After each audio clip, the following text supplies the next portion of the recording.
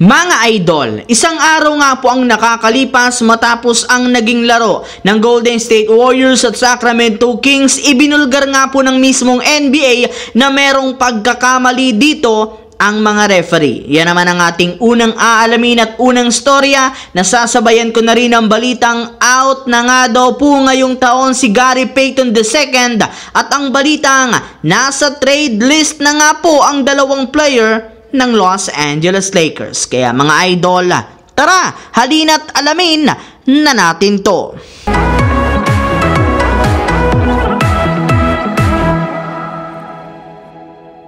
Kagaya nga po ng naibalita ko sa inyo, hindi nga agad natanggap ng Golden State Warriors lalo na ang kanilang mga fans ang pagkatalo ng kanilang team kontra sa Sacramento Kings. Sa katunayan, ayon nga po sa kanila, kita nga po na sobrang pumabor ang tawag ng mga referee sa Kings na siyang naging dahilan bakit nag-iba ang momentum ng kanilang laban. Kaya dyan pa lamang malinaw nga daw na nadaya ang Golden State Warriors. Maging sina Coach Steve Kerr at si Stephen Curry, ang mga tawagan ng mga referee. At ayon nga po sa kalalabas pa lang na last 2-minute report ng NBA sa laro ng Warriors at Kings, nakalagay nga dito na meron talagang nagawang missed call ang mga referee sa huling minuto ng kanilang laban. At eto nga ay nangyari matapos nilang hindi matawagan ang ginawang foul ni Sasha Vezenkov kay Andrew Wiggins sa agawan nila sa rebound ng 1 minute 50 seconds na lamang ang natitira sa fourth quarter. Kaya dahil dyan napunta nga po sa Kings ang momentum ng kanilang laban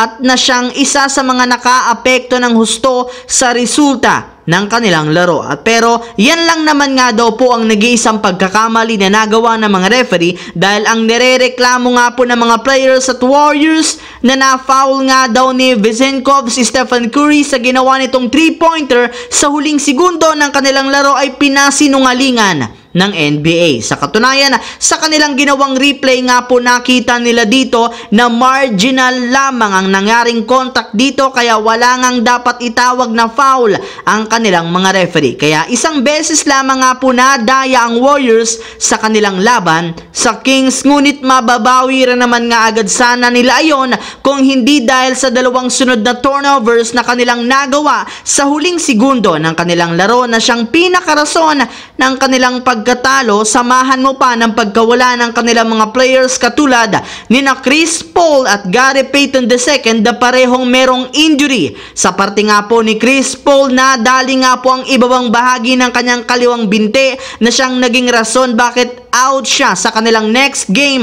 Habang pagdating naman nga po kay Gary Payton II, nagtamo nga ito ng malalang injury sa likurang bahagi ng kanyang kaliwang binti na kailangang operahan at siyang maging rason bakit out na nga po siya sa Warriors indefinitely. Yes mga idol, hindi nga alam ng Warriors kung kailan ito makakabalik, pero ang sigurado nga po nila ngayon, hindi na nga ito makakapaglaro pa sa kanilang team ngayong taong 2023. Samantala, pumunta naman tayo sa ating sunod na pag-uusapan sa balitang nasa trade list na nga po ang dalawang player ng Los Angeles Lakers. Matagumpay nga po mga idol na natambakan ng Los Angeles Lakers ang Detroit Pistons ng walang kahirap-hirap. Pero sa kabila nga po niyan, hindi pa rin naman kumbinsido dito ang kanilang superstar na si LeBron James. Sa katunayan, ayon nga po sa naging pahayag nito sa media, meron nga daw talaga silang room para mag-improve gayong 19 games pa lang naman ang kanilang natatapos ngayong season. Isa pa, nakita rin naman nga po niya na kailangan talaga nilang ipa-improve ng husto ang kanilang laro sa opensa